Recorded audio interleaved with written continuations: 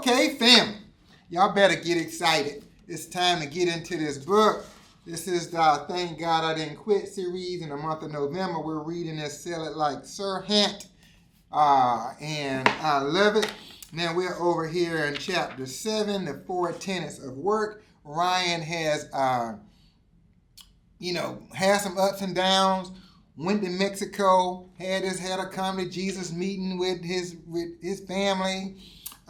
Came up with the finder, keeper, doer, activity, schedule, blah, blah, blah, all this stuff. So now he's kind of boiling down his mindset on what he's got to do every day to continue to grow and maintain a level of intensity.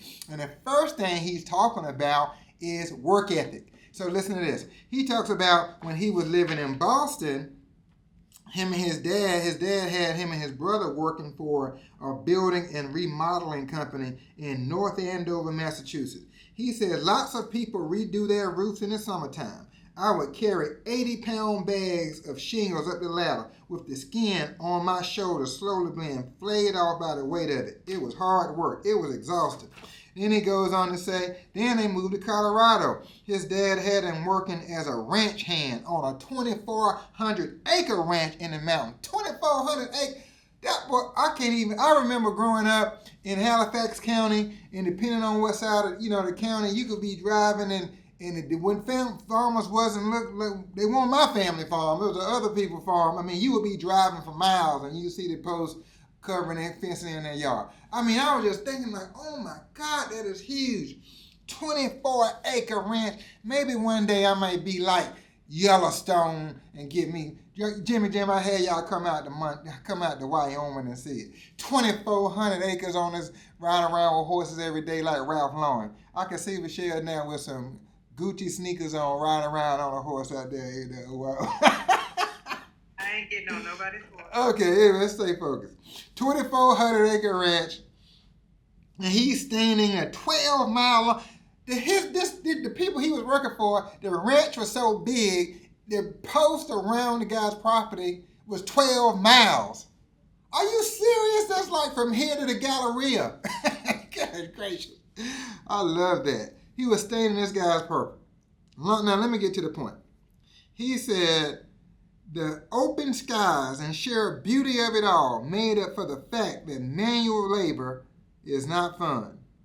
My insight, teammates, and this is more serious, is work ethic is learned when you're young. I grew up in Enfield, North Carolina, next in a single wide trailer next to my granddaddy's hog pen. I remember we'd be up picking cucumbers and all that stuff before the sunrise all summer long. I remember going up to the cucumber market and, selling those cucumbers and blah, blah, blah, blah, blah. All that stuff. And even if I wasn't doing it, I was watching my granddaddy do it. I was watching people do it. And so work ethic is learned young. Boy, and the earlier you learn it, the better. Just like with me now. I mean, to me, sales and marketing, work, I'm talking to people all day, and then I'm going to go eat some lunch, drink some coffee, or whatever I want to do, and just keep talking to the next person. Like, I don't know, people be swearing out they're working hard. Anyway, work ethic is learned young or early, whichever one, however you want to say it. All right, now, so anyway, he's still trying to get his thoughts together. He starts complaining to his dad, and his parents come to see him in New York after a hurricane and the power was out. So he, at this point, he's got highs and lows. At this particular week, he's at one of the lows. So he's whining about something and whining about this. He said, I should have went and got my MBA, blah, blah, blah. And then his dad just stopped him in his tracks. And gave him the business. Basically saying, listen, I didn't come fly from Colorado. All I had to hear you whining and complaining.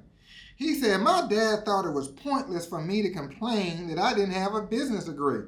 I was in sales. That ultimately meant I was in the people brokering business. And that was something that I could master no matter what school I went to or where I was from. Ooh-wee. I'm telling you, teammate, I don't have no problem with nobody's degree. I don't have a problem with as many degrees as you want to get. But the most successful people I know in business, they ain't got a whole bunch of degrees. They got a whole bunch of instincts and entrepreneurial drive to be successful and to help a lot of people. So I got a degree. I love my school and all that stuff, but I'm with Ryan's dad. Like, if you're gonna be in sales and marketing, who cares about what your degree? I mean, in fact, the degree I have is in biology. What it look like? You see anything around here? I ain't in no lab. I'm in my office. All right. So point 2 is you don't need another degree. You need to think bigger. Ooh, wait, boy, I'm preaching better than I said. Y'all saying amen. In most cases, it's not a degree. It's bigger thinking that's missing. That's what he said. His dad said, I was complaining about the grind, the hours, the frustration, the uncertainty. But I was focused on the job. I wasn't thinking big enough. You don't need another degree. Let me put a little disclaimer on the front. In most cases, you don't need another degree. You need to think bigger. All right, now let's get on down to point 3. So now he's still getting his thoughts together on the founder, keeper, doer, and his work ethic. And why am I doing this? He got to get through all of that whining phase, that whining weak phase, to that bold, courageous as a lion phase. So he says, so his dad came. He was in Mexico with his family, getting his life together. Then his dad came to visit him in New York and to kind of shake him out of all that whining. And then he getting his attitude straight. Now listen to this. And to think that when my parents came to visit that fall, I thought we'd just catch up and hang out together after I spent several days all by myself in total darkness, without a working cell phone to keep me connected to humanity. Teammates, my insight is you better surround yourself with some people who can help you get your mind right.